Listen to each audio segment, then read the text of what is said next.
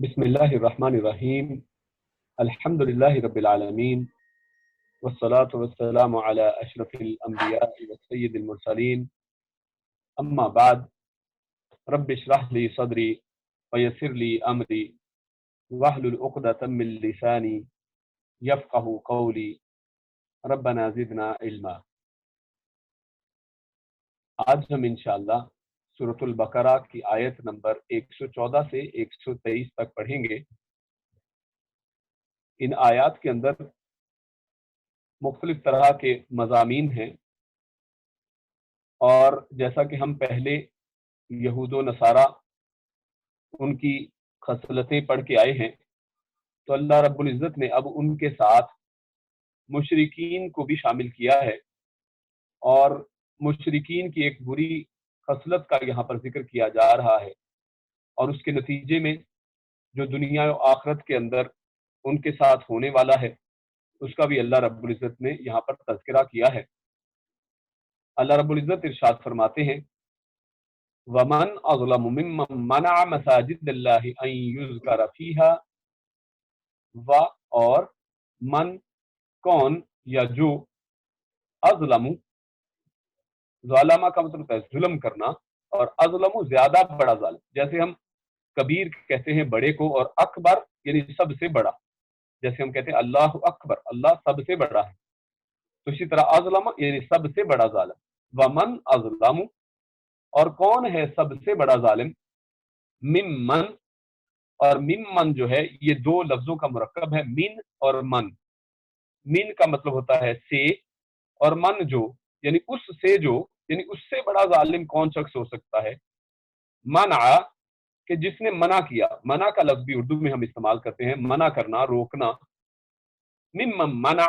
جس نے روکا، منع کیا، مساجد اللہ، مساجد مسجدوں کو بولتے ہیں، یا وہ ایسی جگہ جہاں پر سجدہ کیا جاتا ہے،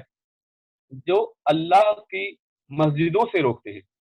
یعنی جو اللہ کی مسجدوں میں جانے سے روکتے ہیں یا اللہ کی مسجدوں سے روکتے ہیں، ان کے یذکر کہ ذکر کیا جائے، ذکر ذکر یہ بڑا اردو میں استعمال ہونے والا لفظ ہے، ان یذکر کہ ذکر کیا جائے، فیہا فی کا مطلب میں، اور ہا یعنی اس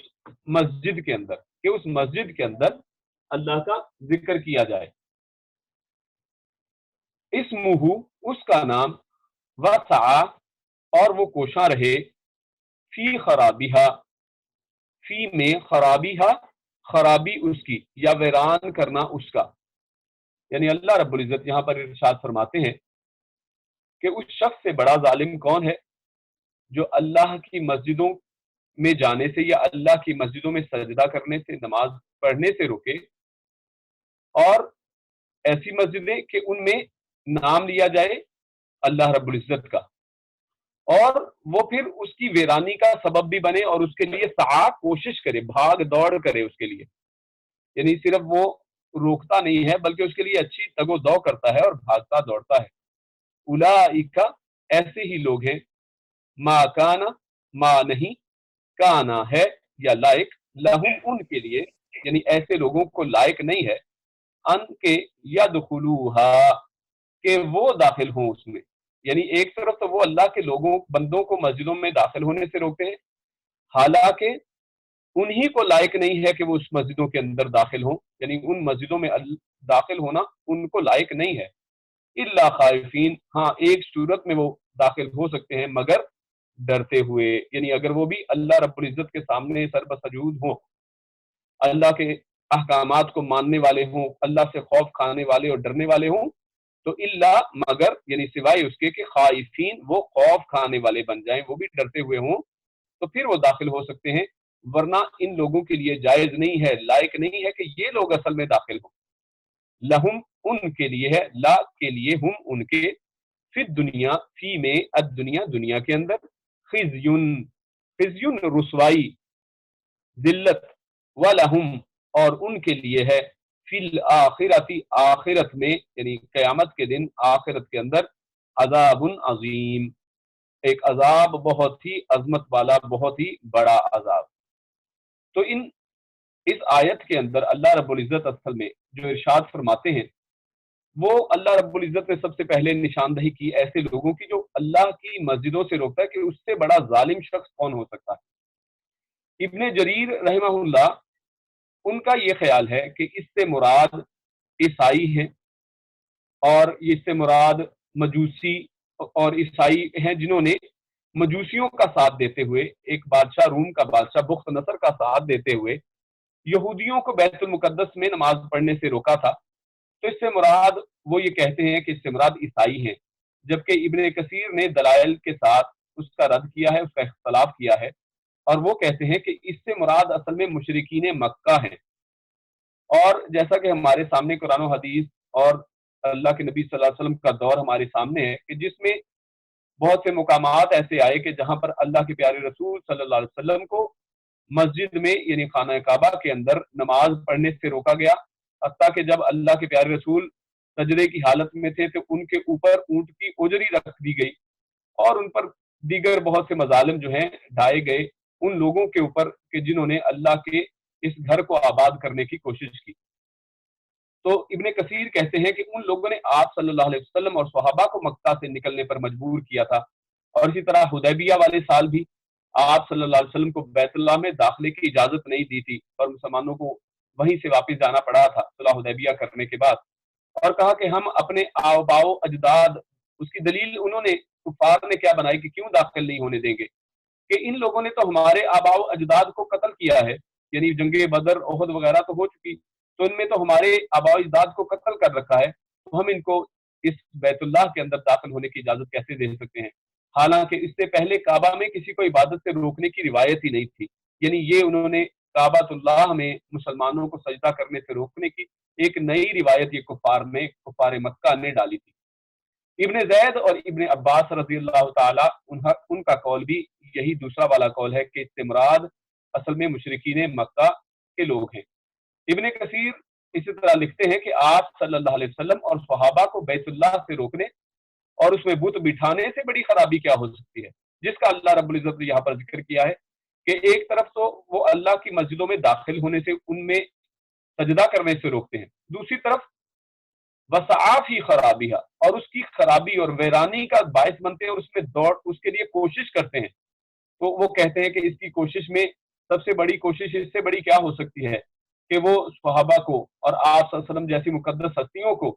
اور اس میں سے جانے سے روک دیں، اور اس کی جگہ پر بتوں کو اس میں جگہ دے دیں۔ تو اس سے بڑی جو ہے ویرانی کی کوشش جو ہے وہ کیا ہو سکتی ہے، اور اس کے لیے سورۃ الانفال کی آیت نمبر 34 کی وہ دلیل بھی دیتے ہیں،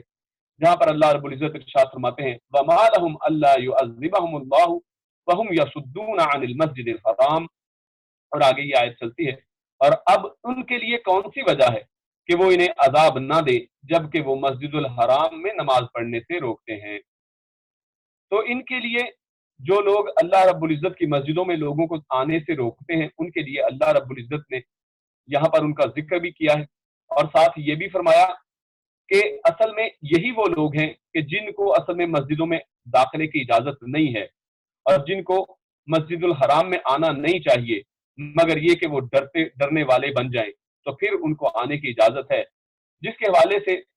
ہمارے سامنے اس آیت کا جو اس کی تفسیر آتی ہے وہ یہ کہ اس آیت میں جو اللہ رب العزت نے انداز اختیار کیا ہے وہ ایک خبریہ انداز ہے، جس میں الفاظ اس طرح کے جس میں اللہ رب العزت خبر دے رہے ہیں کہ اولئک ما کان لهم ان يدخلوها، کہ یہی وہ لوگ ہیں کہ جو اس لائق ہے کہ وہ داخل نہ ہوں۔ اور یہاں پر لیکن معنی مفسرین لکھتے ہیں کہ اس سے معنی جو ہے وہ خواہش ہے کہ جب تمہیں غلبہ حاصل ہو، یعنی اے مسلمانوں جب تم کو غلبہ حاصل ہو جائے تو ان مشرکوں کو بغیر جزیہ یہاں نہ رہنے دیا جائے۔ لہذا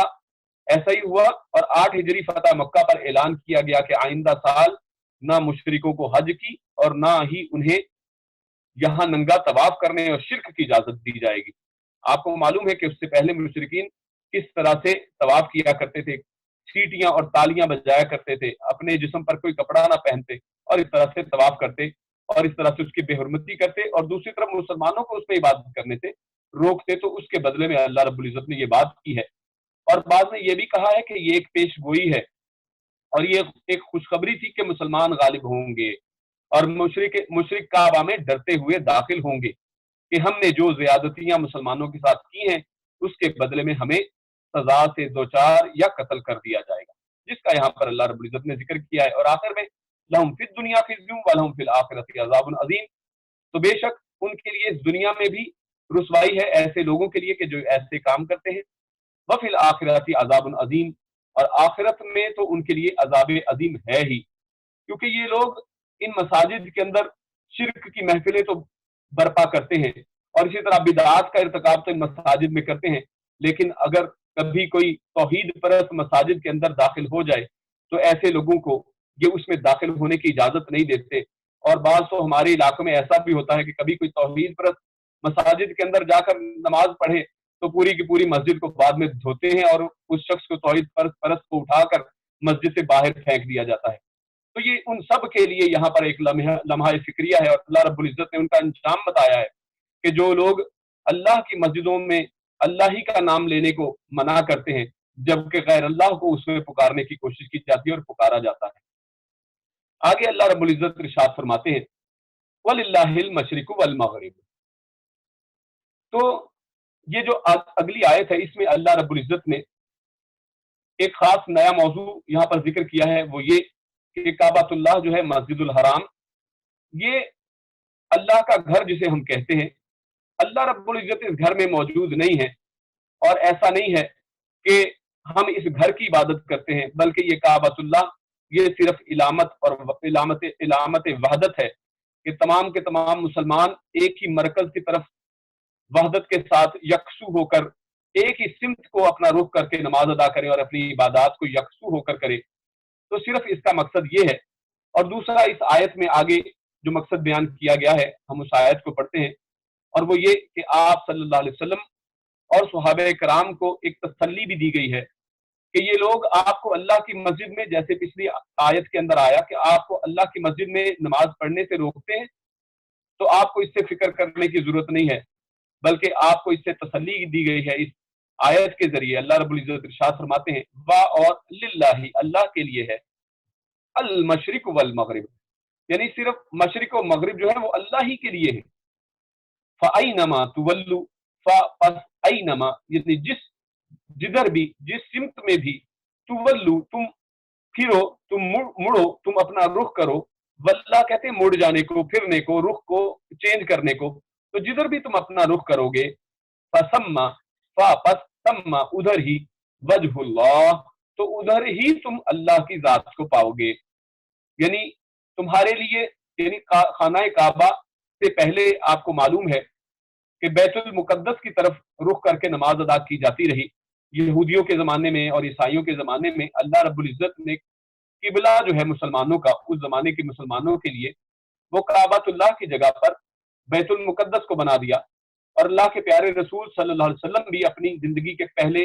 ہجرت کے بعد 16-17 مہینے اور ہجرت سے پہلے کی زندگی میں بیت المقدس ہی کی طرف منہ کر کے نماز پڑھتے رہے،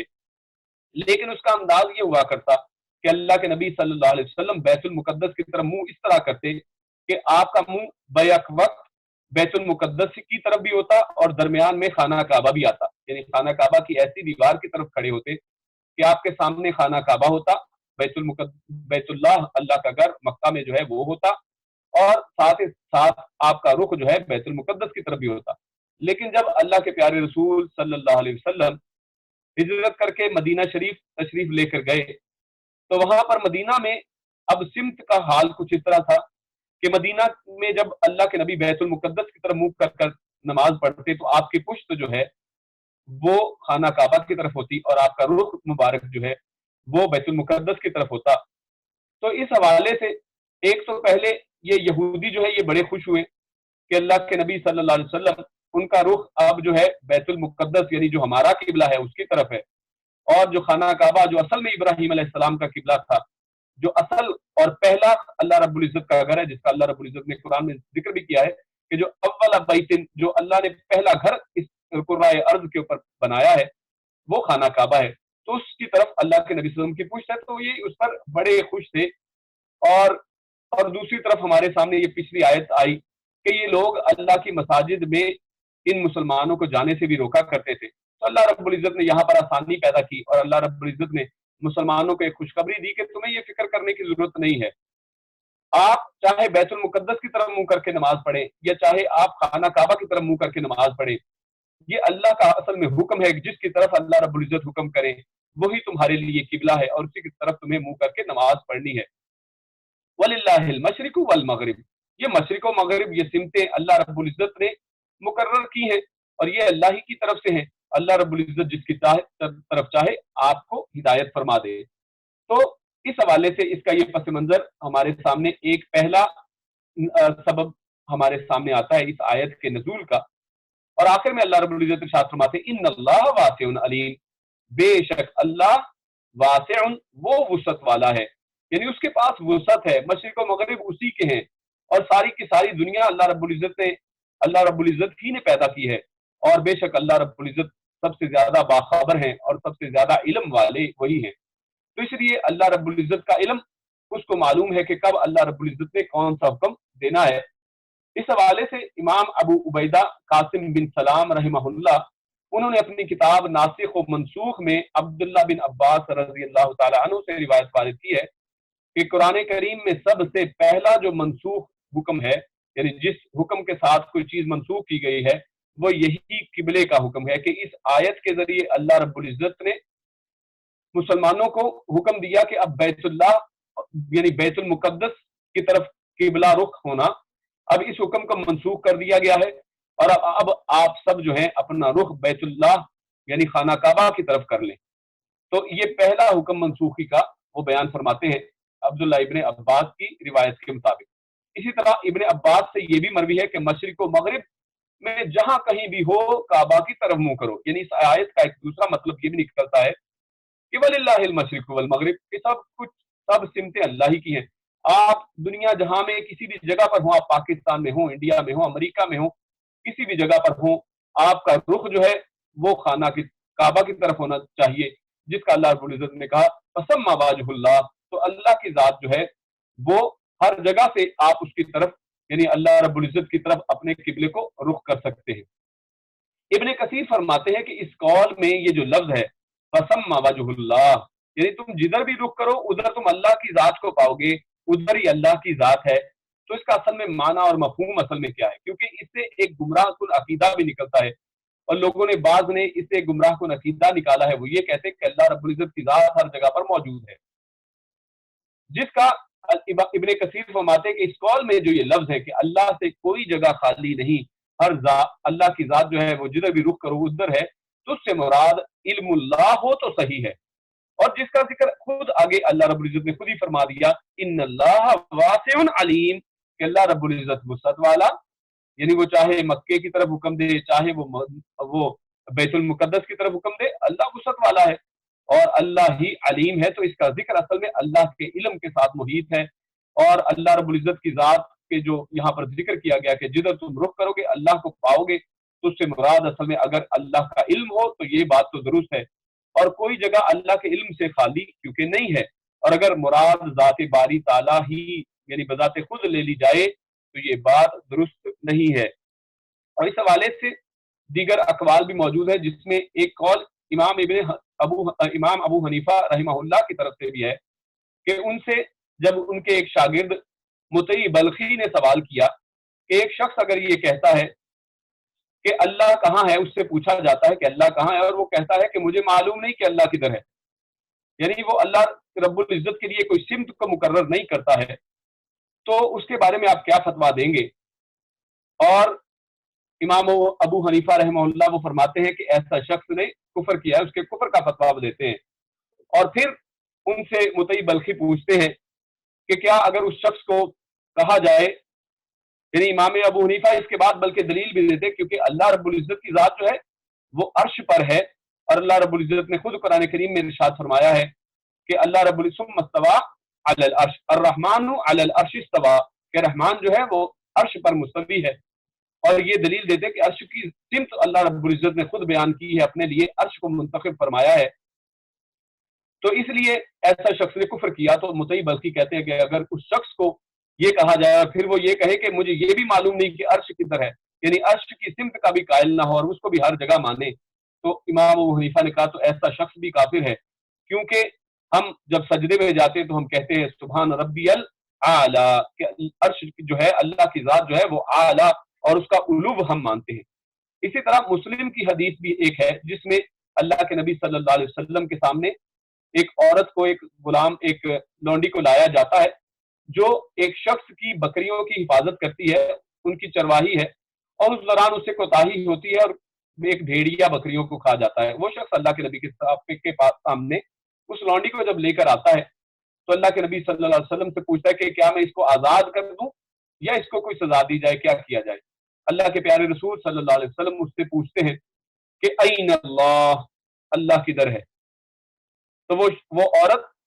وہ آسمان کی طرف نگاہ بلند کر کے اشارہ کر کے وہ کہتی ہے فی السماء، اور ایک اور حدیث میں لفظ علی السماء،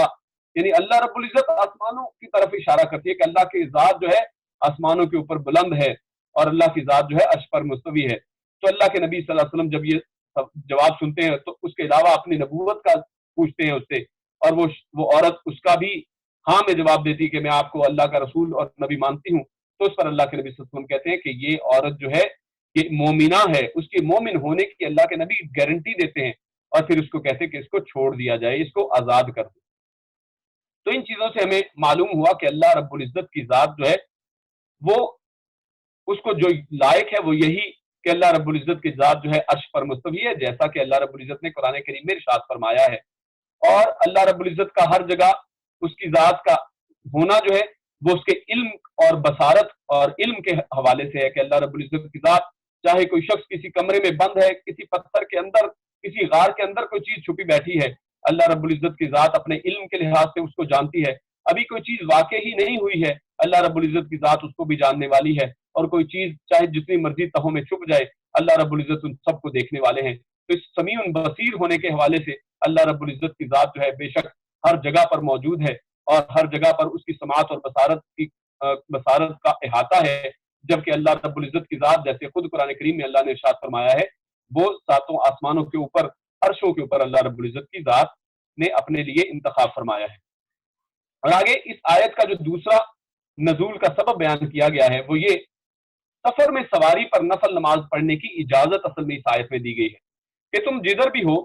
تو ادھر ہی اللہ رب العزت جو ہے اللہ کی ذات کی طرف آپ صرف نیت کر کے نماز کو شروع کر دیں، نفل نماز خصوصاً اس کو آپ سواری پر بیٹھ کر بھی پڑھ سکتے ہیں، اور سواری کا منہ کبھی ادھر ہوگا کبھی ادھر ہوگا راستے کے حساب سے، تو اس سے کوئی فرق نہیں پڑتا ہے۔ آپ اللہ رب العزت کی طرف نیت باندھ کر آپ کھڑے ہو جائیں اور نماز سواری کے اوپر ہی پڑھیں، تو اس سے اس کی اجازت اصل میں اس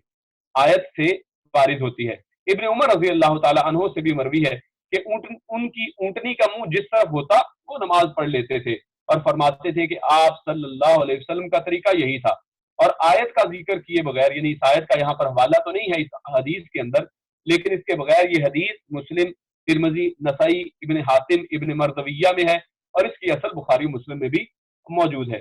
بعض مفسرین کے نزدیک یہ ان کے بارے میں ہے جنہیں قبلہ معلوم نہ ہو سکا، یعنی یہ آیت کے کدھر بھی منہ کر کے نماز پڑھی جائے، اور تو وہاں پر اللہ رب العزت فَثَمَّ وَجْهُ اللَّهِ، تو اس سے مراد وہ کہتے ہیں وہ یہ ہے کہ اگر ایک شخص نے پورا اپنی طرف سے کوشش کی، اندازہ لگایا کہ میں نماز کس طرف منہ کر کے پڑھنی ہے، اور قبلے کا اندازہ کر کے نماز اس نے پڑھ لی، لیکن بعد میں اس کو معلوم ہوا کہ اصل میں یہ تو قبلے کی سمت ہی نہیں تھی، تو اصل میں یہ آیت ان لوگوں کے لیے ہے، یعنی اللہ رب العزت نے ان کو اس سے معاف اور معذور فرما دیا ہے کہ اس میں کوئی بات نہیں ہے، ان کی نماز ہو گئی، اور ایسا سنت مطہرہ سے بھی کچھ احادیث سے ثابت ہے، گو کہ ان احادیث میں کے اندر کچھ کلام ہے۔ بعض روایات کے کئی شان نزول ہوا کرتے ہیں، اس لیے اس یعنی آیت کے حوالے سے یہ جو مختلف اسباب نزول آپ کے سامنے بیان کیے گئے ہیں، اصل میں اس سے مراد یہ سب بھی ہو سکتے ہیں، اور مختلف جگہوں پر کیونکہ ایک ہی آیت کو مختلف شان نزول میں بھی بیان کیا جاتا ہے بسا اوقات۔ آگے اللہ رب العزت ارشاد فرماتے ہیں کہ اللہ رب العزت کی ذات کی جو ہے وہ ہر چیز پر قادر ہے، جس کا ذکر اللہ رب العزت نے ارشاد فرمایا وَقَالُوا اتَّخَذَ اللَّهُ وَلَدًا، یعنی پہلے اللہ رب العزت ان کفار کا ایک دعویٰ بیان کرتے ہیں، اور قالو انہوں نے کہا، اتخذ اللہ یعنی پکڑ لیا، اتخذ خذ جیسے ہم کہتے ہیں لے لو پکڑ لو، اتخذ اللہ انہوں نے پکڑ لیا رکھا، ولدا یعنی اللہ نے ایک اولاد رکھی ہے، اللہ نے ایک اولاد جن رکھی ہے، یا اللہ رب العزت کی کوئی اولاد ہے، یعنی ان لوگوں کا ایک قول اللہ رب العزت بیان فرما رہے ہیں۔ تو اللہ رب العزت جواب فرما رہے ہیں سبحانہ، یعنی وہ پاک ہے اس سے، یعنی وہ بات جو کر رہے ہیں کہ اللہ کی کوئی اولاد ہے، اس بات سے، ایسے قول سے، ایسے فعل سے اللہ رب العزت کی ذات پاک ہے، بلکہ لہو اسی کا ہے یا اسی کے لیے ہے، یہاں پر اس کا مطلب ہے اسی کا ہے، یعنی اسی کی ملکیت ہے، ما جو اس سماواتی جو آسمانوں میں ہے، والارض اور زمین کے اندر ہے، کل لہو قانتون، کلو سب کے سب تمام چیزیں لہو اسی کے لیے قانتون سب فرما بردار ہے۔ تو اصل میں اللہ رب العزت نے اس آیت کے اندر دو باتیں کی ہیں، ایک تو یہ کفار کا یہ قول بیان کیا کہ وہ اللہ کا بیٹا مانتے ہیں، اللہ کی اولاد مانتے ہیں، جبکہ اللہ رب العزت کی ذات اس چیز سے، اس شرک سے پاک ہے۔ اور اللہ رب العزت نے ساتھ دوسری بات یہ فرمائی کہ جو کچھ جس کو تم اللہ کی اولاد بیان کرتے ہو، جن میں سے یہ یہود و نصارہ کے عقائد تھے، اور ساتھ ہی مشرکین کے بھی کچھ عقائد اس میں شامل ہیں۔ یہود و نصارہ یہ کہا کرتے تھے کہ عزیر اور عیسیٰ علیہ السلام اللہ کے بیٹے ہیں۔ عیسیٰ علیہ السلام کے بارے میں تو آپ سب جانتے ہی ہیں کہ عیسیٰ علیہ السلام کو یہ لوگ اللہ کا بیٹا کہتے ہیں، جو اصل میں ان کی اصل اور تحریف کے بغیر جو انجیل ہیں اور جو ان کے اپ ڈیٹڈ ریوائزڈ ایڈیشن ہیں، ان میں بھی اس بات کو کاٹ دیا گیا ہے اور اس بات کو فیبریکیٹڈ اور اپنی طرف سے تحریف شدہ بنائی ہوئی کہا گیا ہے کہ اللہ کا بیٹا عیسیٰ علیہ السلام کو ان کا جنا ہوا بیٹا سمجھنا یہ ایک فیبریکیشن ہے، اور یہ ایک اپنی طرف سے اس میں ایڈیشن اور اپنی طرف سے اس میں ایک تحریف ہے۔ اور دوسرا مشرکین کا بھی ایک عقیدہ یہ تھا کہ وہ کہتے تھے کہ فرشتے اللہ کی بیٹیاں ہیں۔ تو اللہ رب العزت نے ان دونوں کا یہاں پر، بلکہ ان تینوں گروہوں کا، یعنی یہ یہود و نصارہ اور ساتھ ہی مشرکین مکہ اور عرب کے مشرک جو ہیں، ان کا ذکر کیا ہے کہ یہ سب کے سب یہ جو دعویٰ کر رہے ہیں اللہ رب العزت کی ذات اس سے پاک ہے، نہ اللہ رب العزت کا کوئی بیٹا ہے اور نہ کوئی اس کی اولاد ہے، جیسا کہ اللہ رب العزت سورۃ الاخلاص میں ایک خالص توحید بیان کرتے ہوئے ارشاد فرماتے ہیں لم یلد ولم یولد، نہ اس نے کسی چیز کو جنا ہے اور نہ وہ کسی چیز سے جنا گیا ہے، نہ اس سے کوئی چیز نکلی ہے اور نہ کوئی نہ وہ کسی چیز سے نکلا ہے۔ اور جب ہر چیز کا مالک، اور آگے اللہ رب العزت نے یہ فرمایا کہ اللہ رب العزت لہو ما فی السماوات و ما فی الارض، کہ آسمان و زمین میں جو کچھ بھی ہے، اور آسمان و زمین میں کیا کچھ ہے، آسمان و زمین میں یہی سورج چاند ستارے ہیں جن کی عبادت کرتے ہیں یہ لوگ، آسمان و زمین کے اندر یہ مخلوقات ہیں، اللہ رب العزت کی بڑی پیاری ہستیاں، پیارے نبی ہیں، اور یہ بہت سے جن کو لوگوں نے آج اپنا الہ مان لیا ہے، یہ سب اسی آسمان و زمین کے احاطے کے اندر یہ ساری چیزیں ہیں۔ اللہ رب العزت ارشاد فرماتے ہیں کل لہو قانتون، یہ اس کی اولاد کیسے ہو سکتے ہیں؟ یہ تو سب اس کے تابع فرمان اور فرما بردار بندے اور اس کی تابع فرمان مخلوقات ہیں۔ اور جب ہر چیز کا مالک اور خالق اللہ ہے تو اس میں سے اس کی کوئی اولاد کیسے ہو سکتی ہے؟ ہر چیز کا خالق تو اللہ ہے، ان چیز کا اگر کوئی اللہ رب العزت کے ساتھ نسبت ہے تو وہ خالق اور مخلوق کی نسبت ہے، نہ کہ والد اور اولاد کی نسبت۔ آگے اللہ رب العزت ارشاد فرماتے ہیں بدیع السماوات والارض، بلکہ اس سے پہلے ایک اور حدیث اس حوالے سے وہ بیان کر دوں کہ صحیح بخاری کی حدیث، اور بلکہ حدیث قدسی ہے کہ اللہ فرماتا ہے کہ مجھے ابن آدم جھٹلاتا ہے، اسے یہ لائق نہیں تھا کہ وہ مجھے جھٹلائے، مجھے وہ گالیاں دیتا ہے، اسے یہ نہیں چاہیے تھا۔ اس کا جھٹلانا تو یہ کہ وہ خیال کر بیٹھا کہ میں اسے مار ڈالنے کے بعد پھر زندہ کرنے پر قادر نہیں ہوں، اور اس کا گالیاں دینا یہ کہ وہ میری اولاد بتاتا ہے۔ یعنی جب کوئی انسان یہ کہے کہ اللہ کی اولاد ہے، اللہ کا کوئی بیٹا یا بیٹی ہے، تو اس نے اللہ رب العزت کو گالی دی۔ یہ اللہ رب العزت خود فرماتے ہیں، حدیث قدسی ہے، حالانکہ میں پاک ہوں اور بلند و بالا ہوں اس سے کہ میری اولاد اور کوئی بیوی ہو۔ یعنی جب کسی شخص کی کوئی بیوی نہیں ہے تو اس کی اولاد کیسے ہے؟ تو اللہ رب العزت نے اس کا اس حدیث قدسی میں رد فرمایا ہے۔ اور اسی طرح جب اللہ رب العزت کی ذات ہر چیز پر قادر ہے، اور ہر چیز جس کا آگے اگلی آیت کے اندر ذکر آئے گا کہ اللہ رب العزت جب ہر چیز کو کر سکتا ہے، ہر چیز کو پیدا اور تخلیق کر سکتا ہے، تو اس کو اولاد کی کیا حاجت ہے؟ جس کا آگے اللہ رب العزت نے ذکر فرمایا بدیع السماوات والارض، کہ اللہ رب العزت کی ذات تو ایسی ذات ہے جو صرف خالق نہیں ہے، بعض اوقات تخلیق اس کو بھی کہتے ہیں کہ کوئی چیز پہلے سے موجود ہے، انسان اس کو دیکھ کر کوئی نئی چیز ایجاد کر لیتا ہے، انوینٹ کر لیتا ہے، اور کوئی نئی چیز اس سے بنا لیتا ہے، انہی کو توڑ پھوڑ کر کچھ تھوڑا ڈفرینٹ کیا اور ایک کوئی نئی چیز بنا لی. جبکہ اللہ رب العزت نے یہاں پر لفظ استعمال کیا ہے بدیع، اور بدیع ایسے کو کہتے ہیں کہ آسمان و زمین کو اس نے بغیر کسی کی نقل کے، بغیر کسی پہلے سے موجود نمونے کے، بغیر پہلے کسی مثال کے پیدا کیا ہے. اور اسی لفظ سے ہم یہ بھی دیکھتے ہیں کہ لفظ ہے بدعت، جو ہم آج بولتے ہیں کہ یہ لوگ، کچھ لوگ بدعت کرتے ہیں یا فلاں عمل بدعت ہے یا فلاں شخص بدعتی ہے، تو یہ لفظ بدعت جو ہے وہ بھی اسی لفظ سے ہے بدیع، یعنی بالکل نئے سرے سے کوئی ایسی چیز ایجاد کر لینا کہ جس کی پہلے کوئی وجود نہ ہو. اور خصوصاً بدعت جو شریعت میں جس کا معنی یہ ہے کہ دین کے اندر کوئی ایسی چیز ایجاد کر لی جائے کہ جس کی مثال پہلے اللہ کے پیارے رسول صلی اللہ علیہ وسلم یا صحابہ کرام سے موجود نہ ہو. تو یہاں اللہ رب العزت ارشاد فرماتے ہیں بدیع السماوات والارض، تو اللہ رب العزت کی ذات تو آسمان و زمین کو بغیر کسی نقشے اور نمونے کے بالکل ابتدا اور صفر سے پیدا کرنے والی ہے. وَإِذَا قَضَىٰ، اور آگے اس کا آسانی بھی اللہ رب العزت بیان فرما رہے ہیں کہ اللہ رب العزت کے یہ کام کے لیے یہ کام کتنا آسان ہے کہ یہ پیدا کرنا اور اس کو بالکل زیرو سے پیدا کرنا کتنا آسان کام ہے. اور اذا، جب قضا، قضا جیسے ہم فیصلے کو قضا، قاضی ہم بولتے ہیں، یہ لفظ یہ وہی یہاں پہ لفظ ہے. وَإِذَا قضا، جب وہ فیصلہ کر لے، کوئی کام کا ارادہ کر لیتا ہے، فیصلہ کر لیتا ہے، امرن، کسی کام کو کرنے کا، فَإِنَّمَا، بس اس کے سوا نہیں، یعنی اس کو کچھ اور اس کے علاوہ نہیں کرنا پڑتا، کیا، یقول، وہ صرف کہتا ہے، لہو، اس کو، کن، کہ ہو جا، یعنی وہ کہتا ہے، اس نے کوئی ارادہ کیا اور اس نے کہا ہو جا، فیکون، تو وہ چیز ہو جاتی ہے. یعنی اللہ رب العزت کو پھر ایسے ہستی کو، ایسی ذات کو کہ جو صرف یہ کہے کہ کن فیکون ہو جائے، تو ایسی ذات کو اولاد بنانا کیا مشکل تھا. لیکن اللہ رب العزت ارشاد فرماتے ہیں کہ اس کے لیے اولاد جو ہے لائق ہی نہیں ہے. اللہ رب العزت کو اولاد جو ہے زیب ہی نہیں دیتی ہے، اور اللہ رب العزت نے اس کا واضح طور پر یہاں ان آیات کے اندر رد فرمایا ہے. وقال الذين لا يعلمون لولا يكلمنا الله او تأتينا آية. آگے اللہ رب العزت اس آیت کے اندر ارشاد فرماتے ہیں، اور قالا، انہوں نے کہا، الذین، وہ لوگ جو، لا، نہیں، یعلمون، وہ علم رکھتے، یعنی بے علم لوگوں نے کہا.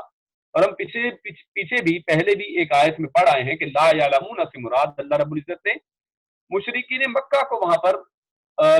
مخاطب کیا ہے. لا یعلمون سے مطلب یعنی جو لوگ نہیں جانتے، کیونکہ یہود و نصارہ کتابوں والے ہیں، اہل الکتاب ہیں، ان کے پاس ایک علم موجود تھا. لیکن یہاں پر لا یعلمون یعنی مشرکین کا ذکر کیا گیا ہے. لولا یکلمنا، لو، کیوں، لا، نہیں، یکلمنا، وہ کلام کرتا ہمارے ساتھ، یعنی انہوں نے آگے سے اب ایک فرمائش یہاں پر اللہ رب العزت بیان کر رہے ہیں، ایک ایسا مطالبہ ان کفار مکہ کا یہاں پر بیان کیا جا رہا ہے. وہ کہتے ہیں کہ کیوں نہیں بات کرتا اللہ ہمارے ساتھ، اللہ بات کیوں نہیں کرتا، یعنی خود وہ ہمارے ساتھ بات کرے، وہ خود ہمیں آ کر بتائے کہ آپ اللہ کے نبی ہیں، وہ خود ہمیں آ کر ہدایت کی باتیں بتائے، یعنی آپ درمیان میں کیوں رسول بنا کر بھیجے گئے ہیں. او، یا، تأتینا، یا پھر آتی ہمارے پاس، عطا یا اتی یعنی آنا کسی چیز کا اس کو کہا جاتا ہے، اور نہ ہمارے لیے ہے، جیسے یکلمو، نہ آخر میں آیا تو اس سے مراد ہم نے ہم لیا. اور اسی طرح او تأتینا، یا آئی یا آتی ہمارے پاس، آیا کوئی نشانی، یعنی وہ یہاں پر پہلا مطالبہ ان کا یہ ہے کہ اللہ رب العزت ہمارے ساتھ خود ڈائریکٹ بات کیوں نہیں کرتا، اور دوسری بات کہ ہمارے سامنے کوئی بڑی نشانی، کوئی آیت کیوں نہیں آتی جیسے پچھلی قوموں پر آئی. اور یہ بری موسیٰ علیہ السلام کی قوم، یہ یہود و نصارہ، جن کے ساتھ یہ قریب و قریب رہا بھی کرتے تھے، اور ان کے زمانے میں اور ان لوگوں کو یہ لوگ جانتے بھی تھے، اور ان کو معلوم تھا کچھ چیزوں کا کہ ان پہلی قوموں کو کچھ نشانیاں بھی دی گئی ہیں. تو اس حوالے سے یہ بھی مطالبہ کر رہے ہیں. كَذَلِكَ قَالَ الَّذِينَ مِن قَبْلِهِمْ، اور آگے اللہ رب العزت ان کے اس رویے کے بارے میں ایک اور بات فرماتے ہیں کہ كَذَلِكَ کا مطلب اسی طرح، مثال، كَذَلِكَ اسی طرح، قَالَ کہا، الَّذِينَ ان لوگوں نے، من قبلہم جو ان سے پہلے تھے، یعنی یہود و نصارہ، یعنی اس سے پہلے یہ کوئی نیا مطالبہ نہیں ہے کہ وہ یہ کہیں کہ اللہ ہم سے بات کرے. یعنی جیسے آپ پہلے سورۃ البقرہ میں پڑھ آئے ہیں کہ انہوں نے کہا کہ ہم اللہ کو جہرتاً خود دیکھنا چاہتے ہیں اپنی آنکھوں سے. یہودیوں کے بارے میں آپ نے پڑھ لیا کہ وہ انہوں نے یہ مطالبہ کیا کہ اللہ کو ہم خود دیکھنا چاہتے ہیں، تو ایک بجلی کی کڑک کے ساتھ وہ سب کے سب وہاں پر मर गए, फिर अल्लाह रब्बुल इज्जत ने मूसा अलैहिस्सलाम की दुआ के साथ उनको दोबारा जिंदा करके दिखा दिया। लेकिन ये भी यहाँ पर बाज आ नहीं रहे, और मुशरिकीन मक्का भी उसी तरह के मुतालबे रख रहे हैं। और अल्लाह रब्बुल इज्जत इरशाद फरमाते हैं कि इस तरह के मुतालबे तो पहले भी किए गए थे, उन लोगों ने किए थे जो इनसे पहले थे। मिसला कौलिहिम, इन्हीं की बात की तरह उन्होंने भी बातें की थी। तशाबहत, बल्कि मुशाबे हो गए हैं, यानी एक दूसरे जैसे हो गए हैं। कुलूबुहुम, इनके दिल, यानी इनके दिल और यहूदो नसारा के दिल अब एक ही जैसी डिमांड कर रहे हैं, एक ही जैसी बातें कर रहे हैं, और इनके दिल भी एक ही जैसे हो गए हैं। उनके दिलों के बारे में अल्लाह रब्बुल इज्जत ने क्या पहले इरशाद फरमाया, कुलूबुना गुल्फ, वो ये कहा करते थे कि हमारे दिलों पर तो गुलाफ है, इस पर हक बात असर ही नहीं कर सकती है। और उनके बारे में अल्लाह रब्बुल इज्जत ने इरशाद फरमाया कि इनके दिल तो इतने सख्त हो गए हैं कि बाज पत्थर भी नरम हो जाया करते हैं, लेकिन इनके दिल तो पत्थरों से भी ज्यादा सख्त हैं। तो अल्लाह रब्बुल इज्जत यहाँ पे कह रहे हैं तशाबहत कुलूबुहुम, इनके दिल भी उन्हीं की तरह हो गए हैं, उन्हीं की तरह सख्त, उन्हीं की तरह गुलाफ वाले, कि जिन पर हक बात असर ही नहीं कर रही है। कद बय्यन्नल आयात लिकौमी युकिनून, कद, यकीनन, बय्यन्ना, हमने बयान कर दी हैं। अल्लाह कहते हैं ये हमसे आयतें मांगते हैं, ये हमसे निशानियां मांगते हैं। बय्यन्नल आयात, हमने तो आयात बयान कर दी हैं। और इसमें अल्लाह रब्बुल इज्जत असल में इशारा दे रहे हैं कि अल्लाह रब्बुल इज्जत का ये जो कुरान है, ये असल में आयत है, ये भी निशानी है अल्लाह रब्बुल इज्जत की, जिसको बयान किया गया है। यानी पहली कौम पर उनके जमाने में उन्हीं की तरह की निशानियां आया करती थी। मूसा अलैहिस्सलाम का जमाना जो है जादूगरों की एक का जमाना है, और जिसमें जादूगरी का राज था। तो अल्लाह रब्बुल इज्जत ने मूसा अलैहिस्सलाम के जमाने में उनको जो निशानियां दी, वो उन्हीं से मिलती जुलती, वो जादू तो नहीं था, वो अल्लाह रब्बुल इज्जत के मोजज़ात थे, लेकिन उन्हीं से मिलते जुलते थे। ईसा अलैहिस्सलाम का जमाना जो है वो मेडिसन का और तिब का जमाना था। अल्लाह रब्बुल इज्जत ने मूसा अलैहिस्सलाम को वो मोजज़ात दिए कि वो मुर्दे को जिंदा कर दिया करते थे, और वो परिंदे में फूंक मारते तो वो परिंदा उड़ना शुरू हो जाता, और इसी तरह बर्स वाले को और कोड़ी को का इलाज कर दिया करते थे। तो इसी तरह अल्लाह रब्बुल इज्जत जैसे लोग हों उसी की तरह की निशानियां भेजा करता है। तो ये लोग, क्योंकि ये लोग अपने आप को अरब कहते थे, जुबान दान कहते थे, तो अल्लाह रब्बुल इज्जत ने इनके ऊपर जो निशानी और जो आयत भेजी है, वो कुरान करीम को आयत बनाकर भेजा है। और ये कुरान करीम अपने जुबान कलाम के अंदाज से, अपनी फसाहत और बलागत के अंदाज से, ये उनकी जुबान अरबों के लिए असल में एक बहुत बड़ी निशानी है, और इस पर काश ये लोग गौर करते। कद बय्यनल आयात, और दूसरा ये कि अल्लाह रब्बुल इज्जत ने पहले बेशुमार निशानियां बयान कर दी हैं। यानी ये जो मूसा अलैहिस्सलाम की तरफ निशानियां आई, ये जो ईसा ईसा अलैहिस्सलाम के लोगों की तरफ निशानियां आई, क्या ये लोगों को इन निशानियों का इल्म नहीं है?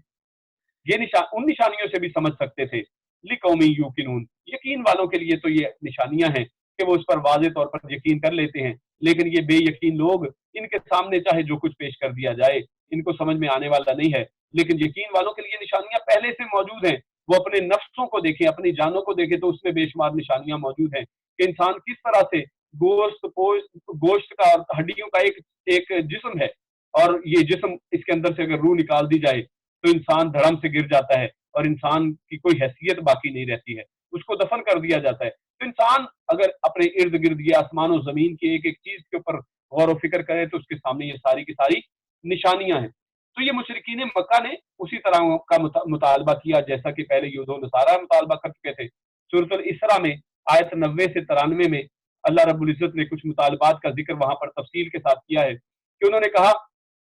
और कहने लगे कि हम तुम पर ईमान नहीं लाएंगे जब तक कि हमारे लिए जमीन से चश्मा जारी कर दो।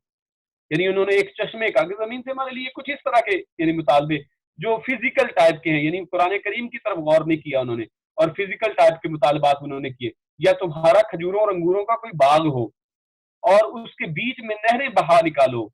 और या जैसा तुम कहा करते हो कि हम पर आसमान के टुकड़े ला गिराओगे, यानी तुम हमें अजाब से डराते हो, अच्छा चलो इजाब ला कर दिखाओ। यानी उनकी निशानियां और बेवकूफी और जहालत का आलम देखें कि अल्लाह रब्बुल इज्जत से उनके अजाब को मांगने वाले हैं, और वो कहते हैं कि आसमान से जो तुम हमें बातें करते हो कि आसमान के टुकड़े ला गिराओ, या खुदा और फरिश्तों को हमारे सामने ला खड़ा करो, या तो तुम्हारा सोने का घर हो, या तुम आसमान पर चढ़ जाओ, और हम तुम्हारे चढ़ने को भी नहीं मानेंगे जब तक कि कोई किताब ना लाओ। यानी सिर्फ चढ़ने वाली बात, हालांकि ये भी एक नामुमकिनात और मौजूदात में हो सकती थी,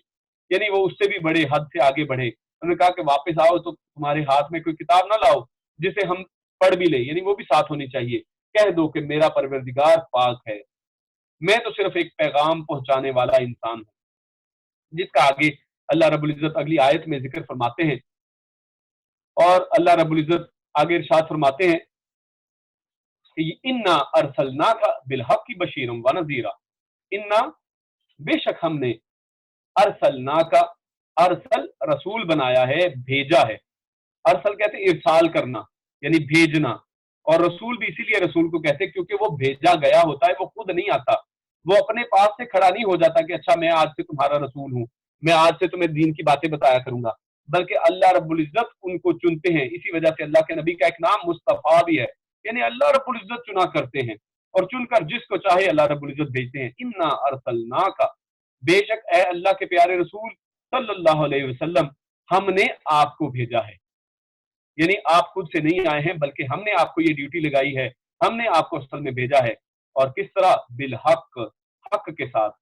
یعنی آپ کے ساتھ اللہ رب العزت نے ایک حق بھی بھیجا ہے، اللہ نے آپ کو بھیجا اور حق کے ساتھ بھیجا ہے، اور یہ حق یہ دین اسلام ہے، یہ حق اللہ کا قرآن اور اللہ کے پیارے رسول صلی اللہ علیہ وسلم کی احادیث مبارکہ اور میٹھی میٹھی پیاری باتیں ہیں۔ اور اللہ رب العزت نے آگے فرمایا بشیرن، بشیر بنا کر، یعنی خوشخبریاں دینے والے، بشارتیں دینے والے، اچھی باتیں بتانے والے، کہ جو شخص نیک اعمال کرے گا اس دنیا میں اس کو یہ فائدہ ہوگا، جو شخص اللہ رب العزت کے احکامات کو مانے گا قیامت کے دن وہ ان فائدوں کو حاصل کر پائے گا، اللہ رب العزت کی جنتوں کا وارث بنے گا۔ اللہ رب العزت، اللہ کے پیارے رسول نے جب پہلی دفعہ یہ نعرہ بلند کیا تھا تو اللہ کے نبی نے کیا کہا تھا؟ قولوا لا الہ الا اللہ تفلحوا، یعنی نہ صرف لا الہ الا اللہ کا پیغام دیا، ساتھ ایک بشارت بھی دی، تفلحوا تم فلاح پا جاؤ گے، یہ ایک بشارت تھی، اور تملک العرب والعجم، تم عرب و عجم کے مالک بن جاؤ گے، یہ بھی ایک اللہ کے نبی نے بشارت دی تھی، لیکن لوگوں نے انکار کیا۔ تو اللہ کے نبی، اللہ رب العزت ارشاد فرما رہے ہیں کہ ہم نے آپ کو حق کے ساتھ بھیجا ہے، ایک با مقصد زندگی کے ساتھ، ایک قرآن کریم کے ساتھ، احادیث مبارکہ کے ساتھ، اور پورے کے پورے یعنی دین کو دے کر آپ کو بھیجا ہے، اور خوشخبریاں سنانے والا بنا کر بھیجا ہے، وَنَذِيرًا، اور ڈرانے والا بنا کر بھیجا ہے۔ یعنی ایک نبی کی ذمہ داری صرف یہ نہیں ہے کہ لوگوں کو صرف میٹھی میٹھی باتیں بتائے، صرف پیار بھری باتیں بتائے، بلکہ دعوت کا یہ انداز بھی ہے۔ اللہ رب العزت نے دعوت کا طریقہ اپنے انبیاء کو بتایا ہے، اللہ رب العزت کا قرآن اس دعوت کے طریقے سے بھرا پڑا ہے کہ اللہ رب العزت کہیں پر ترغیب دیتے ہیں، کہیں پر ترہیب دیتے ہیں، کہیں پر اللہ رب العزت بشارتیں سناتے ہیں، اور کہیں پر اللہ رب العزت لوگوں کو قیامت کی ہولناکیوں سے اور دنیا کے اندر جو رسوا کرنے والا عذاب ہے اس سے بچنے کے اور اس سے ڈراوے جو ہیں وہ سناتے ہیں اللہ رب العزت۔ جیسا کہ ہم پچھلی آیات میں بھی سن چکے ہیں، اللہ رب العزت نے ان یہودیوں کے سر پر ایک طور پہاڑ کو لا کھڑا کیا اور اس سے ڈرایا، اور پھر اس سے ڈر کر وہ لوگ مانے، اب اس بات کو مان گئے۔ تو اللہ رب العزت ارشاد فرمانے ہم نے آپ کو اے اللہ کے پیارے رسول صلی اللہ علیہ وسلم، ہم نے آپ کو بشیر اور نذیر، خوشخبری سنانے والا اور ڈرانے والا بنا کر بھیجا ہے۔ اسی طرح سورۃ المدثر کی شروع کی آیات میں بھی اللہ رب العزت نے ارشاد فرمایا قم فانذر، آپ اٹھیے اور لوگوں کو ڈرائیے۔ اس لیے آج جو بہت سے لوگ اعتراض کرتے ہیں کہ آپ لوگ تو ہمیشہ ڈراتے ہی رہتے ہیں، ہاں ہمیشہ صرف ڈرانا نہیں چاہیے، آپ کو بشارتیں بھی سنانی چاہیے، اللہ کی خوشخبریاں سنائیں نیک لوگوں کے لیے جو ہیں، اور اس کے ساتھ ساتھ دعوت دینے والوں کے لیے یہ بھی پیغام ہے کہ آپ ساتھ ساتھ لوگوں کو ڈرائیں بھی اور لوگوں کو قیامت کی ہولناکیوں کی خبریں بھی سنائیں۔ وَلَا تُسْأَلُوا، اور آگے اللہ رب العزت ارشاد فرماتے ہیں کہ آپ کا صرف کام صرف اتنا ہی ہے، آپ لوگوں کو خوشخبریاں سنائیں اور لوگوں کو ڈرائیں، اور ہم نے آپ کو حق کے ساتھ بھیجا ہے، اور اس وجہ سے آپ کو اس پر تسلی ہونی چاہیے کہ آپ ہی حق پر ہیں اور یہ سارے کے سارے باطل پر ہیں۔ وَلَا تُسْأَلُوا، اور نہیں سوال کیا جائے گا، نہیں پوچھا جائے گا آپ سے عن اصحاب الجحیم، عن یعنی کے بارے میں، یا سے اصحاب الجحیم جہنم کے ساتھی، یعنی جہنم والے جو جہنم کے ساتھی بننے والے ہیں، جو ہمیشہ جہنم کے ساتھ رہنے والے ہیں، ان لوگوں کے بارے میں آپ سے سوال نہیں کیا جائے گا، آپ کا کام تو صرف پہنچا دینا ہے۔ اور جس کے بارے میں سورہ یاسین آیت نمبر 17 میں اللہ رب العزت ارشاد فرماتے ہیں وما علینا الا البلاغ المبین، کہ اللہ کے پیارے رسول صلی اللہ علیہ وسلم آپ کا کام تو صرف پہنچا دینا ہے، آپ صرف کھول کر بیان کر دیں، ہدایت دینا نہ دینا، اس شخص کو قبول کرنا نہ قبول کرنا اللہ رب العزت کا کام ہے۔ اللہ رب العزت جس کو چاہے ہدایت کے راستے پر لگا دینے والے ہیں، آپ کا کام صرف ان تک پہنچا دینا ہے۔ اور اس وجہ سے کیونکہ آپ نے اپنا کام کر دیا، وَلَا تُسْأَلُوا عَنْ أَصْحَابِ الْجَحِيمِ، تو پھر اس کے بعد اگر کوئی شخص پھر بھی جہنم کے اندر داخل ہوتا ہے، پھر بھی جہنم کو وہ قبول کرتا ہے، تو پھر اس کی اپنی مرضی ہے، آپ سے اس کے بارے میں سوال نہیں कया जाएगा। इसी तरह अबू हुरैरा रज़ी अल्लाह ताला अन्हु वो उनसे एक हदीस अल्लाह के प्यारे रसूल सल्लल्लाहु अलैहि वसल्लम के बारे में है कि अल्लाह के प्यारे रसूल सल्लल्लाहु अलैहि वसल्लम कहते हैं कि कुल्लु उम्मती यदखुलुल जन्नत इल्ला मन अबा, कि मेरी पूरी की पूरी उम्मत जो है वो जन्नत में दाखिल हो जाएगी सिवाय उसके कि जिसने जन्नत में जाने से इनकार कर दिया। सहाबा किराम ने पूछा कि कालू मन अबा या रसूलुल्लाह सल्लल्लाहु अलैहि वसल्लम, कि कौन शख्स जो है जन्नत में जाने से इनकार कर देगा। तो अल्लाह के प्यारे रसूल सल्लल्लाहु अलैहि वसल्लम ने इरशाद फरमाया कि जिसने मन अतानी दखल अल जन्ना व मन असानी फकद अबा, कि जिसने मेरी इताअत की असल में वो जन्नत में जाएगा, व मन असानी फकद अबा, और जिसने मेरी नाफरमानी की और मेरे इस डराने और खुशखबरियों को ना माना, फकद अबा, तो असल में यही वो शख्स है जो असल में वैसे तो मुंह से जाने जन्नत में जाने से इनकार नहीं करता, लेकिन असल में उसने अपने आमाल से जन्नत में जाने से इनकार कर दिया है, और ऐसे शख्स ने असल में जहन्नुम में जाने को कबूल कर लिया है। आगे अल्लाह रब्बुल इज्जत इरशाद फरमाते हैं वलन तरदा, वा और लन हरगिज नहीं, तरदा राजी होंगे, अन का आपसे, अल यहूदा अल यहूदू यहूदी, वला और ना अन नसारा ना ही नसरानी यानी ईसाई, हत्ता हत्ता के तत्तबिआ, ताकि हत्ता के आप इत्तबा करें, तबा इत्तबा करना पैरवी करने को कहते हैं, हत्ता तत्तबिआ, हत्ता के आप उनकी पैरवी करने लगे, क्या मिल्लतहुम उनके दीन की। यानी यहाँ पर अल्लाह रब्बुल इज्जत यहूद और नसारा के अंदर की एक ख्वाहिश और इरादे को बयान फरमा रहे हैं कि ये लोग असल में बाज़ औक़ात मुसलमान जो हैं वो यहूद और नसारा को खुश करने के लिए या उनको अपने करीब लाने के लिए उनके साथ उनकी चीजों पर बाज़ औक़ात उनकी चीजों पर भी राजी होना शुरू हो जाते हैं, उनके गलत अकायद के ऊपर भी राजी होना शुरू हो जाते हैं कि अच्छा चलो ठीक है, थोड़ा सा आपकी हम बर्थडे में भी चले जाएंगे, आपके हम बुरे त्योहारों में भी शामिल हो जाएंगे, चलो थोड़ी सी तुम्हारी मान लेते हैं, बाद में तुम भी हमारी मान लेना। तो उनको अपने करीब लाने के लिए वो लोग इन यहूद और नसारा का साथ देते हैं। तो अल्लाह रब्बुल इज्जत यहाँ पर ये फरमा रहे हैं, उनके अंदर की बात अल्लाह रब्बुल इज्जत बता रहे हैं कि ये हरगिज तुमसे राजी नहीं हो जाते, हत्ता कि आप उनके दीन को कबूल नहीं कर लेते। यानी आपको वो ये चाहते हैं कि आप अपने दीन को छोड़ दें और उनके दीन में शामिल हो जाएं, वो इस हद तक आगे जाना चाहते हैं। कुल आप फरमा दीजिए इन्ना हुदल्लाहि हुवल हुदा, कि बेशक हुदल्लाहि अल्लाह की हिदायत, हुवल हुदा वही असल में सही हिदायत है। यानी वो जिस मिल्लत की तरफ अपने आप लोगों को बुला रहे हैं, ये यहूदी तो ये खैर कोशिश नहीं करते, लेकिन ईसाई जो है वो लोगों को ईसाई बनाने की कोशिश करते रहते हैं, और यहूदी दिल के अंदर आप लोगों को यानी आमाल के जरिए अपने आमाल के अंदर जो है मुसलमानों से हटाकर ऐसे आमाल करने की तरफ लेकर जाना चाहते हैं। यानी जो जहन्नुम का रास्ता वो अपना चुके हैं, वो चाहते हैं कि ये मुसलमान भी उसी रास्ते की तरफ गामज़िन हो जाएं। तो असल में इस हवाले से अल्लाह रब्बुल इज्जत इरशाद फरमाते हैं कि तुम उनके रास्ते की तरफ हरगिज ना देखो, उसकी तरफ हरगिज ना जाओ, बल्कि असल सही हिदायत का रास्ता जो है हुदल्लाहि हुवल हुदा, वो तो इस्लाम का रास्ता है। और वो जिस तरफ बुला रहे हैं, जो तौरात और ज़बूर और इंजील उनके हाथों में है, ये वो तौरात और ज़बूर इंजील नहीं है जो अल्लाह ने उनकी तरफ भेजी थी, इसमें तो वो तहरीफ कर चुके हैं। और ये किताबें अब यानी एतमाद के लायक उसके अंदर मटीरियल नहीं है, उसके अंदर कुछ होगा, कुछ अल्लाह की बातें भी मौजूद होंगी, लेकिन बहुत सी तहरीफ उसके अंदर अब हो चुकी है। इसलिए तुम्हारे सामने जो सीधा और वाज़ेह हिदायत का रास्ता मौजूद है, वो सिर्फ अल्लाह रब्बुल इज्जत का इस्लाम, और इस्लाम ही दीन इस्लाम और कुरान करीम और अल्लाह के प्यारे रसूल सल्लल्लाहु अलैहि वसल्लम की सुन्नत मुत्तहरा, यही असल में तुम्हारे लिए सही हिदायत का रास्ता है। इसके अलावा तुम हिदायत को कभी पा नहीं सकते, जिसके बारे में पहले भी एक हदीस आपके सामने रखी थी कि जब उमर बिन खत्ताब रजी अल्लाह ताला अन्हो को चंद औराक जो है पिछली किताबों के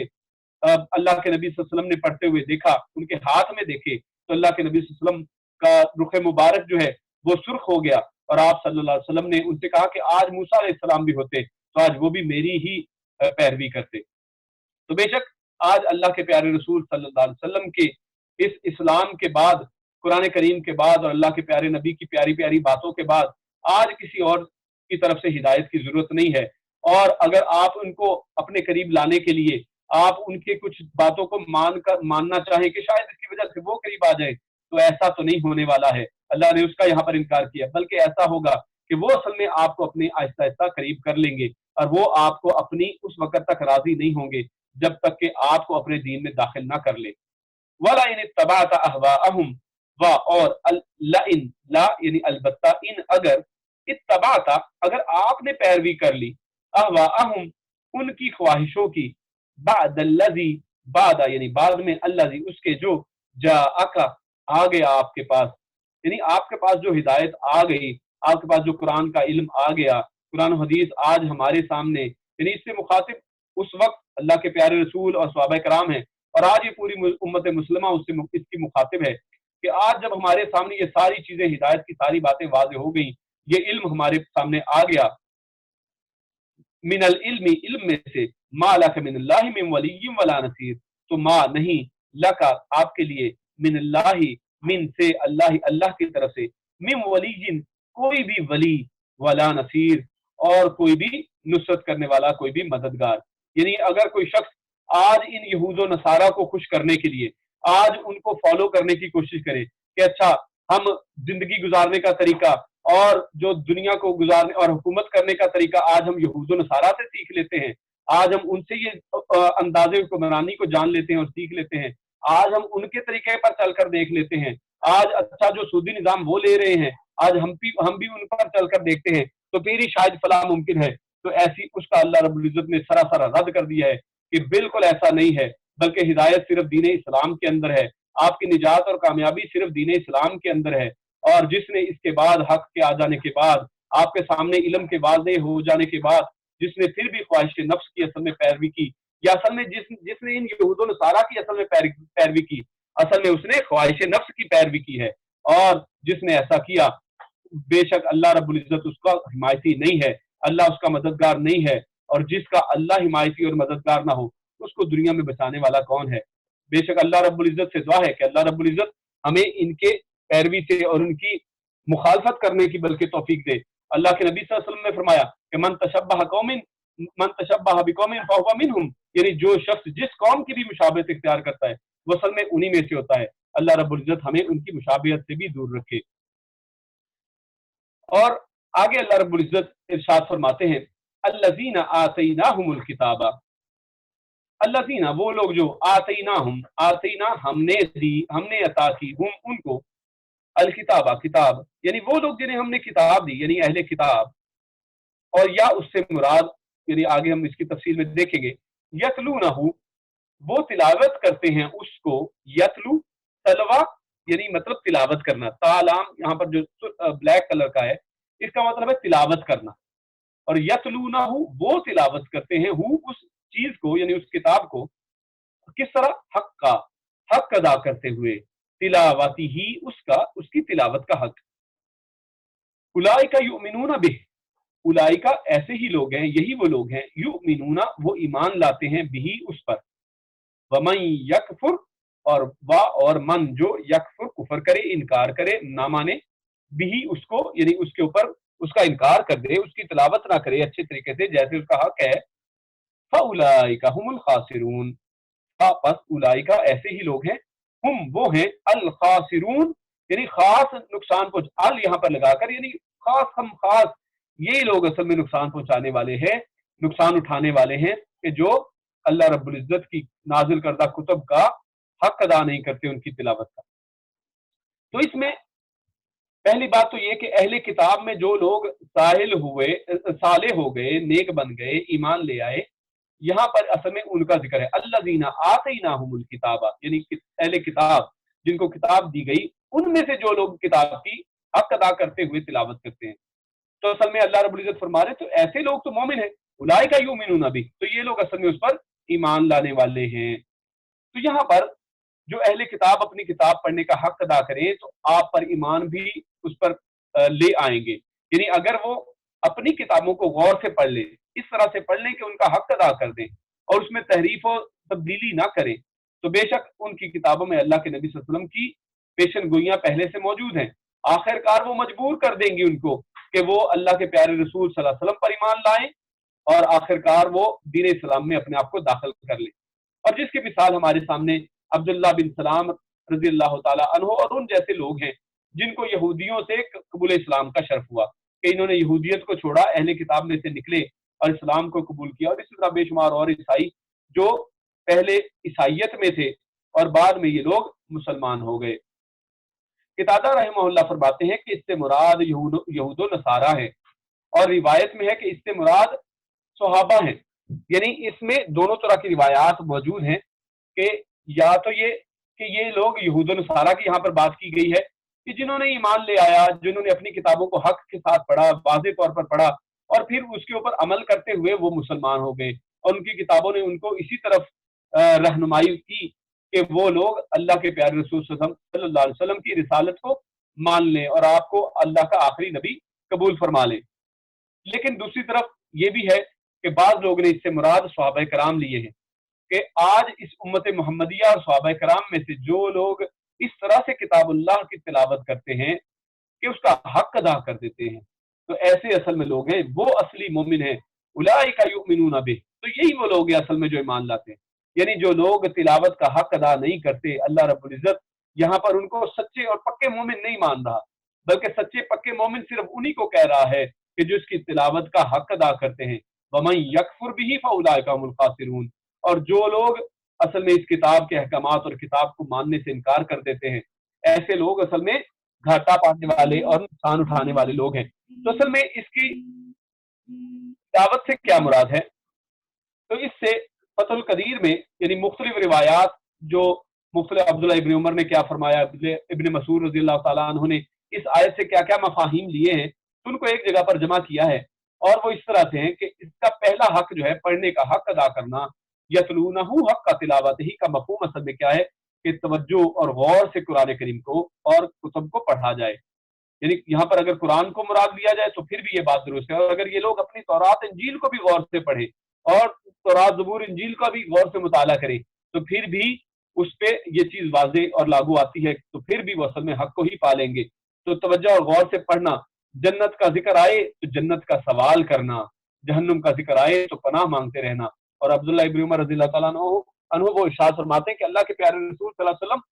جب تلاوت فرماتے اور جب جہاں پر جنت کا ذکر آتا، اللہ کے نبی یہاں پر خاموش ہو جاتے اور رک کر وہاں پر جنت کا سوال کرتے اللہ رب العزت سے، اور اسی طرح جہاں پر عذاب اور جہنم کا عذاب کا ذکر آتا تو اللہ کے پیارے رسول صلی اللہ علیہ وسلم وہاں پر رک کر اس کے جہنم کی آزادی کا سوال اللہ رب العزت سے کیا کرتے تھے۔ تو ہمیں بھی یہ عمل اپنی نمازوں کے اندر، اور آج کل جو تراویح کا سلسلہ چل رہا ہے، راتوں کو ہم جب جاگتے ہیں تو اس کے اندر جب تراویح کے اندر قرآن کریم کی ایسی آیات آئیں تو اس کے اندر ہمیں بھی اس سنت کی پیروی کرنی چاہیے۔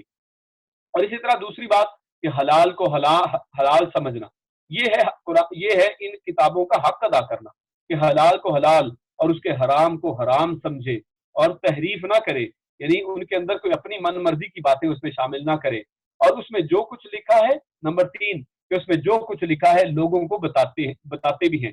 یعنی یہ وہ لوگ ہیں جو حق ادا کرتے ہیں کہ جب وہ اس قرآن کریم میں کوئی اچھی بات پڑھتے ہیں، کوئی بھی اس کے اندر جو ہے اس کی نفع بخش چیزیں، قرآن کریم پورے کا پورا نفع بخش ہے، جب بھی اس کے اندر کوئی ایسی بات پڑھتے ہیں تو باقیوں کے ساتھ بھی اس کو ڈسکس کرتے ہیں، باقیوں تک بھی اس کو پہنچاتے ہیں، اور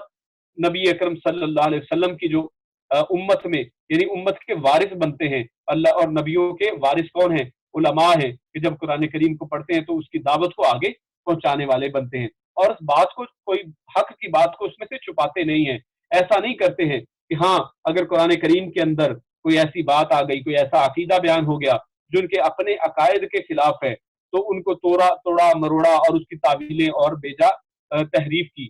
تو نمبر 4 محکم پر عمل اور متشابہات پر ایمان رکھتے ہیں، یعنی جو محکم اور واضح آیات ہیں ان پر تو وہ فوراً عمل کرنا شروع کر دیتے ہیں، اور جو متشابہ آیت ہیں جن میں کچھ چیزیں شبہ والی ہیں، تو ایسی آیات جو اللہ رب العزت نے خود سورہ آل عمران کے اندر پہلے رکوع کے اندر پہلے صفحے کے اوپر بیان فرمایا ہے،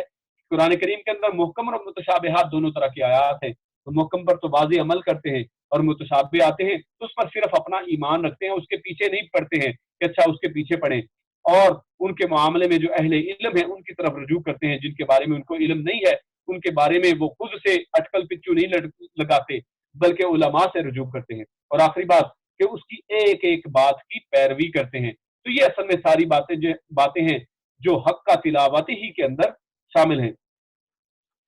تو اس حوالے سے اللہ رب العزت نے یہاں پر ذکر کیا ہے۔ آگے اللہ رب العزت ارشاد فرماتے ہیں، یا بنی اسرائیل اذکروا نعمتی التی انعمت علیکم وانی فضلتکم علی العالمین۔ یہ سیم وہی مضمون ہے جو پہلے اللہ رب العزت سورہ بقرہ میں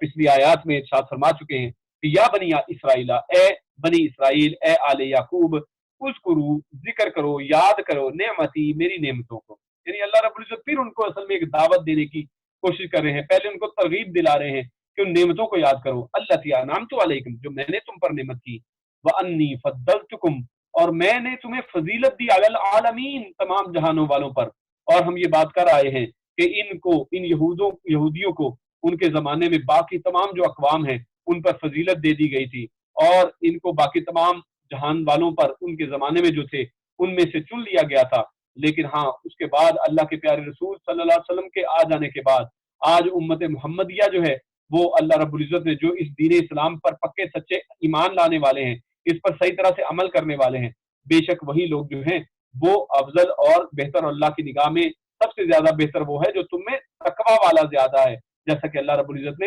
ارشاد فرمایا ہے. تو لیکن ان کو اللہ رب العزت نے ان کے زمانوں میں فضیلت عطا فرمائی. اللہ وہ اپنی نعمت کو یاد کرواتے ہوئے یہاں پر ذکر فرما رہے ہیں. اور آگے اللہ رب العزت ارشاد فرماتے ہیں وَاتَّقُوا يَوْمًا لَا تَجْزِي نَفْسٌ عَن نَفْسٍ شَيْئًا.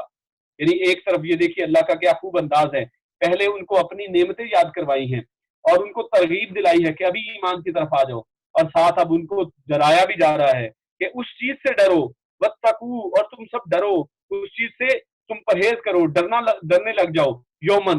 ایک ایسے دن سے، لا تجزی، لا نہیں، تجزی کام آئے گی، جزا دیے جائے گی، کوئی بدلہ دیا جائے گا، نہ کام آئے گی، نفسن کوئی جان، ان نفسن کسی بھی جان کے. یعنی جس دن صرف اپنا اپنا ہی کام ہوگا، جو آپ نے کیا ہے، جو آپ کر کے چلے گئے اس دنیا کے اندر، صرف وہی تمہارے کام آنے والا ہے. یا پھر جو صدقہ جاریہ، جو چیزیں صدقہ جاریہ کے طور پہ اللہ کے نبی بیان فرما گئے ہیں، اگر ان میں سے کوئی کام کیا وہی صرف کام آنے والا ہے. ہاں کوئی دوسرا نفس کسی دوسرے نفس کے کام آنے والا اس دن نہیں ہے. ایسا نہیں ہے کہ کوئی شخص کہے کہ اچھا میرے ساری یہ نیکیاں تم لے لو اور اس کو معاف کر دو، ایسی بات نہیں ہوگی اس دن. شیئن کچھ بھی، ولا یقبل، اور نہ ہی یقبل قبول کیا جائے گا، منہا اس سے، عدل کوئی بھی بدلہ، نہ بھی، یعنی نہ ہی وہ لوگ کچھ دے کر اس کے بدلے میں اپنی جان کو چھڑوا پائیں گے، کچھ بدل میں نہیں دے پائیں گے. جیسا کہ آج کچھ لوگ جو ہے، یعنی اگر کسی شخص کو پولیس پکڑ لے تو کیا کرتے ہیں، وہ ضمانت کے طور پر کچھ رقم جمع کروا دیتے ہیں اور اس کے بدلے میں اس کو چھوڑ دیا جاتا ہے. اس دن ایسا ہونے والا نہیں ہے کہ کسی شخص کو ضمانت پر چھڑوایا جائے. ولا تنفعها شفاعہ، اور نہ ہی وا اور لا نہیں، تنفعها، اور درمیان میں نفع، یعنی نہ ہی نفع پہنچائے گی اسے، شفاعتن کوئی بھی شفاعت. اور یہاں پر یہ جو مؤنث لفظ استعمال کیے جا رہے ہیں جیسے منہا اور تنفعها، یہ سارے اس لیے استعمال کیے جا رہے ہیں کہ نفس کا ذکر ہے، اور نفس عربی زبان کے اندر جو ہے وہ مؤنث کے طور پر لایا جاتا ہے. ولا تنفعها، اور نہ اس نفس کو، اس شخص کو، اس جان کو کوئی فائدہ ہوگا، شفاعتن کسی بھی طرح کی کسی سفارش کا، ولا هم ينصرون، اور نہ ہی وہ مدد کیے جائیں گے. اور یہاں پر یہ سفارش جن کو نفع نہیں دے گی، اس سے مراد ایسے مشرک اور کافر ہیں کہ جن کے لیے ٹھکانہ جہنم ہے، اور جن کو کسی طرح کی کوئی سفارش مدد کرنے والی نہیں ہے. جبکہ دوسری طرف اور بات ہے کہ جو لوگ توحید والے ہیں، جنہوں نے اپنے ایمان کو توحید کے ساتھ خالص رکھا اور اس کے اندر شرک کی آمیزش اور ملاوٹ نہیں کی ہے، بے شک ان لوگوں کو اللہ رب العزت جو ہے مختلف شفاعتوں کے ذریعے اللہ رب العزت ان کو معاف فرما دے گا، اور جہنم سے ان کی آزادی انشاءاللہ ہو کر رہے گی. ولا هم ينصرون، جبکہ یہ لوگ نہ ہی کسی سے مدد کیے جائیں گے، نہ ان کی کوئی سفارش ہوگی، نہ کوئی بدل دے سکیں گے، اور نہ ہی کوئی دوسرا شخص ان کو کسی اس دن چھڑا سکے گا. جیسے کہ آج بہت سے پیر جو ہیں، نقلی اور جھوٹے پیر، وہ کھڑے ہو کر ایسے دعوے کرتے ہیں کہ ہم وہاں پر اس دن پورے سرات کے قریب کھڑے ہو جائیں گے اور لوگوں کو پکڑ پکڑ کر گزارتے چلے جائیں گے. ایسا کام یہ شرک کے ساتھ نہیں ہو سکتا. ہاں بے شک کوئی شخص اگر ایمان والا ہے تو اللہ رب العزت بہت سے نیک لوگوں کو شفاعت کی اجازت دے دیں گے، اور پھر اس طرح سے شفاعت کی جائے گی.